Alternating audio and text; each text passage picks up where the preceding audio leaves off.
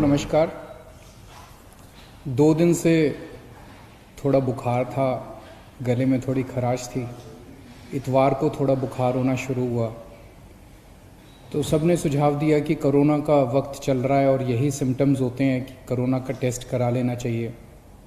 कल सुबह कोरोना का टेस्ट हुआ था, शाम तक रिपोर्ट नेगेटिव आई।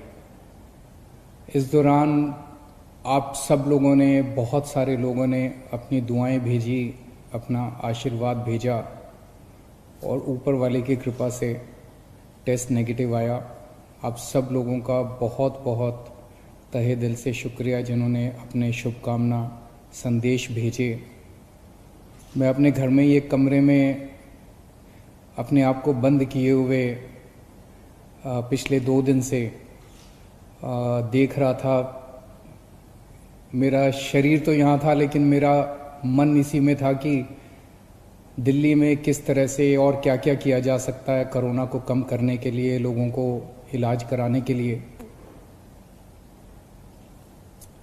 आज दिल्ली की जो पोजीशन है,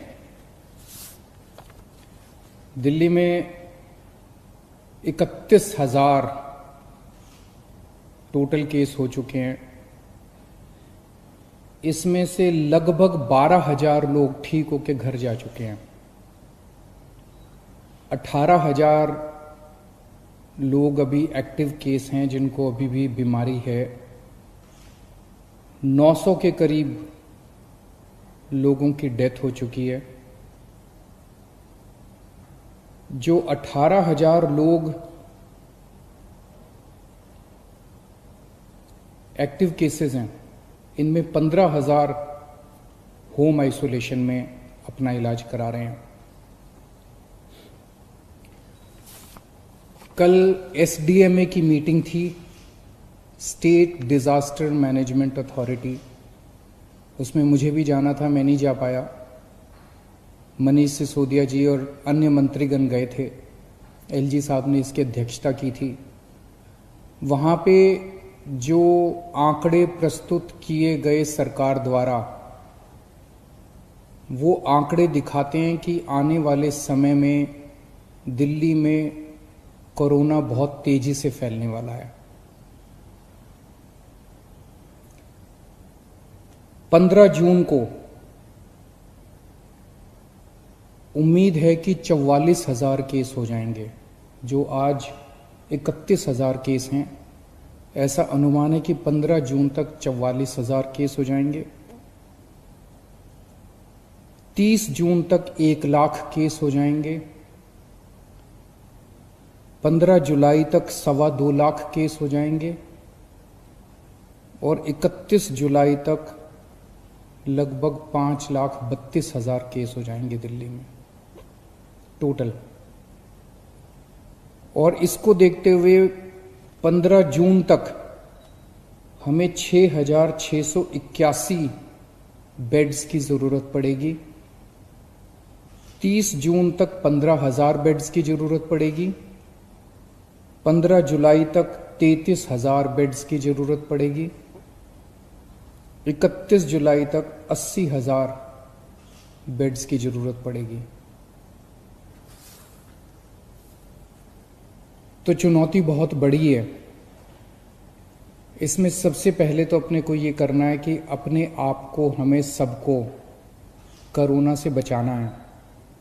इसे अब जन आंदोलन बनाना है। 3 बातों को, हमें मास्क पहन के घर से निकलना है, हमें बार बार हाथ धोने हैं, सैनिटाइज करने हैं और सोशल डिस्टेंसिंग करनी है। अभी तक हम कहते थे कि हमें करना है, अब हमें ये भी करना है कि अगर कोई नहीं कर रहा तो उनसे हाथ जोड़ के विनती करनी है कि भाई साहब आप भी कर लीजिए। आपकी सेहत के लिए भी अच्छा है, दूसरों की सेहत के लिए भी अच्छा है। क्योंकि अगर कोई और नहीं कर रहा तो उसकी वजह से दूसरों को फैल सकता है, उसकी वजह से कोरोना दूसरों को हो सकता है। तो इसे अब जन आंदोलन अपने को बनाना है, सबको खुद भी करना है और दूसरों से भी करवाना है। जैसे ऑड इवन में हमने जन आंदोलन किया था ना, ऑड इवन में हम भी करते थे, और अगर कोई फॉलो नहीं कर रहा तो गाड़ी रोक के शीशा नीचे करके उसको कहते थे कि भाई साहब घर चले जाओ, आपका व्हीकल आज ऑड है या इवन है, ये ठीक नहीं है। ऐसे इसको भी अपने आप को जन आंदोलन बनाना है। अपने को अपने स्वास्थ्य के लिए ये ज़रूरी है, जितना इसको फॉलो करेंगे उतना चांसेस कम हैं कि आपको कोरोना होगा। दिल्ली की कैबिनेट ने निर्णय लिया था कि कोरोना के दौरान दिल्ली सरकार के अस्पतालों में दिल्ली में रहने वाले लोगों का इलाज हो, क्योंकि जैसे मैंने अभी आपके सामने बताया कि आने वाले समय में बेड्स की बहुत ज़रूरत पड़ेगी। सोमवार को केंद्र सरकार ने दिल्ली की कैबिनेट के उस निर्णय को पलट दिया और केंद्र सरकार ने, एलजी साहब ने आदेश जारी किया है कि दिल्ली के हर अस्पताल में सबका इलाज किया जाएगा। मैं देख रहा था टीवी पे कुछ लोग कह रहे थे कि केंद्र सरकार दिल्ली की कैबिनेट के फैसले को पलट नहीं सकती। एलजी साहब के पास दिल्ली के फैसले को, दिल्ली में चुनी हुई सरकार है, अभी कुछ महीने पहले चुनाव हुए थे जिसमें 62 सीट आई थी। दिल्ली की चुनी हुई सरकार के कैबिनेट के निर्णय को एलजी साहब या केंद्र सरकार पलट नहीं सकते। कुछ लोग ऐसा कह रहे थे। कुछ लोग कह रहे थे कि दिल्ली में खुद इतने सारे केस हो रहे हैं, दिल्ली के लोगों को खुद इतने बेड्स की ज़रूरत पड़ेगी। मेरा अब ये कहना है, केंद्र सरकार ने निर्णय ले लिया, एलजी साहब ने आदेश पारित कर दिया। ये समय असहमतियों का समय नहीं है, ये समय एक दूसरे से डिफर करने का समय नहीं है। अब जो निर्णय हो गया केंद्र सरकार का, एलजी साहब ने जो आदेश दे दिया उसको लागू किया जाएगा। एलजी साहब के आदेश को अक्षरशः लागू किया जाएगा, केंद्र सरकार के निर्णय को लागू किया जाएगा। अब इस पे कोई असहमति नहीं करनी, अब इस पे कोई वाद विवाद नहीं करना, अब इस पे कोई लड़ाई झगड़ा नहीं करना। ये सब लोग, मैं जितने सरकार के अंदर भी हैं, जितने पार्टी के लोग हैं, मैं सबको मैसेज देना चाहता हूं कि एलजी साहब के आदेश को लागू किया जाएगा, केंद्र सरकार के निर्णय को लागू किया जाएगा। चुनौती है, बहुत बड़ी चुनौती है, अभूतपूर्व चुनौती है। जैसा मैंने कहा, 15 जुलाई को दिल्ली में 33,000 बेड्स की जरूरत पड़ेगी दिल्ली वालों के लिए। 31 जुलाई को 80,000 बेड्स की जरूरत पड़ेगी। बाहर से कितने लोगों के आने की उम्मीद है? मोटे मोटे तौर पे देखें तो दिल्ली के अस्पतालों में जब कोरोना नहीं था, नॉर्मल टाइम में दिल्ली के अस्पतालों में 50% लोग दिल्ली के बाहर से आके इलाज कराते हैं। तो अगर वो अभी माना जाए तो जितने बेड्स हमें दिल्ली के लोगों के लिए चाहिए, उतने ही बेड हमें दिल्ली से बाहर से आने वाले मरीजों के लिए, हमारे भाई बहनों के लिए चाहिए होंगे। तो 15 जुलाई को दिल्ली के वालों के लिए 33,000 बेड चाहिए, तो सारे मिला के बाहर वाले भी अगर मिलाएंगे तो 65,000 बेड्स की जरूरत पड़ेगी। और 31 जुलाई को 80,000 बेड अगर दिल्ली वालों के लिए चाहिए तो लगभग 1.5 लाख टोटल बेड्स की जरूरत पड़ेगी। बहुत ज़्यादा बड़ी चुनौती है, आसान काम नहीं है। लेकिन इतना मैं कह सकता हूँ कि हम पूरी कोशिश करेंगे, तन मन धन जो बन सकेगा। ये हमारी जिम्मेदारी भी है और ये सेवा का काम है।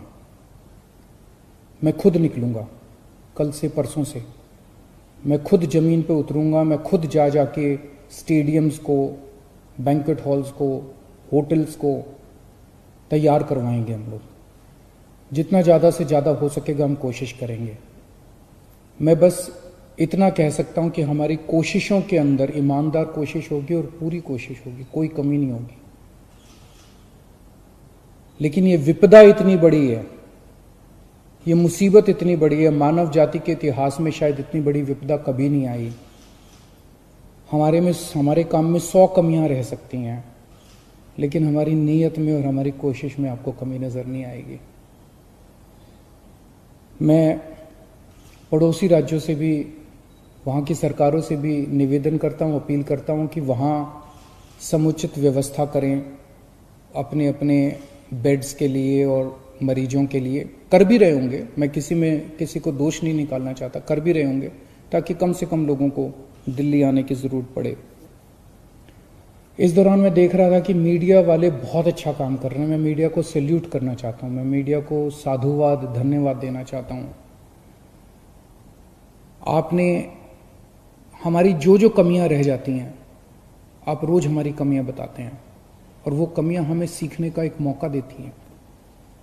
आपने हमारे ऐप में इतनी सारी कमियां बताई, उन कमियों को पिछले 1 हफ्ते के अंदर हमने काफ़ी दूर किया है। अभी भी कुछ कमियां हो सकती हैं, आप प्लीज़ हमें ज़रूर बताइएगा। काफ़ी कमियों को ऐप में दूर किया, लेकिन अभी भी जो कमियां हो हमें ज़रूर बताइएगा। मैं देखता हूं कि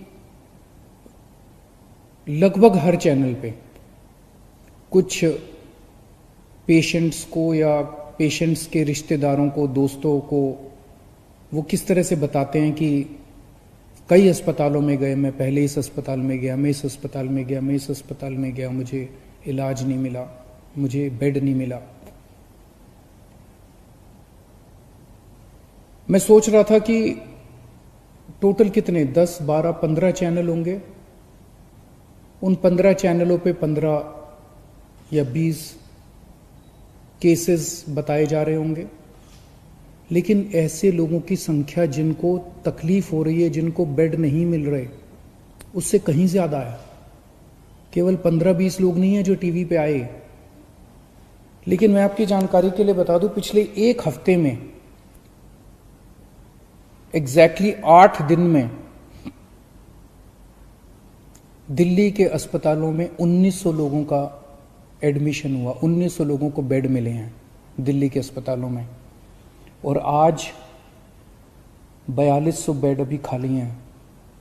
लेकिन ये 4200 बेड मोस्टली सरकारी अस्पतालों में खाली हैं, प्राइवेट के मोस्टली भर गए हैं। उसका भी इंतजाम कर रहे हैं, कोशिश कर रहे हैं।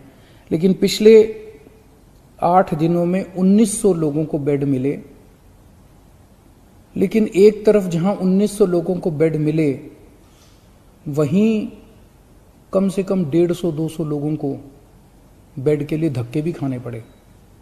तो जब टीवी चैनलों के ऊपर एक एक केस बताया जाता है, मेरी टीम एक एक केस पे गौर करती है और हम उससे सीखने की कोशिश करते हैं। एक तरफ हम कोशिश करते हैं कि उस व्यक्ति को हम उसकी विपदा दूर कर सकें, और दूसरी तरफ उसे तकलीफ क्यों हुई, हमारे सिस्टम में कहाँ कमी थी, उस कमी को सीख के उस सिस्टम की कमी को हम दूर करने की कोशिश करते हैं, ताकि आने वाले और किसी को तकलीफ ना हो। लेकिन फिर भी हम परफेक्ट नहीं हैं, सब कुछ ठीक नहीं है, अभी बहुत सारी कमियां हैं हमारे सिस्टम में, और सब कुछ लेकिन खराब भी नहीं है। काफी कुछ काम हुआ भी है, हमारे डॉक्टर्स लगे हुए हैं, हमारे नर्सेस लगे हुए हैं, सरकारी ऑफिसर्स लगे हुए हैं, पुलिस वाले लगे हुए हैं, सब लोग बहुत काम कर रहे हैं। लेकिन अभी भी बहुत सारी चीजें ठीक करनी है। मेरी मीडिया के साथियों से निवेदन है कि इसी तरह से आप हमें अपने चैनल पे तो दिखाते ही हैं, लेकिन अगर चैनल के अलावा भी कहीं आप कोई स्टोरी ना दिखा पाए, कहीं कोई कमी नजर आए, तो फोन कर देना, उसको हम ठीक कराने की कोशिश करेंगे। और सबसे जरूरी बात, ये समय आपस में लड़ने का नहीं है, ये समय राजनीति का नहीं है।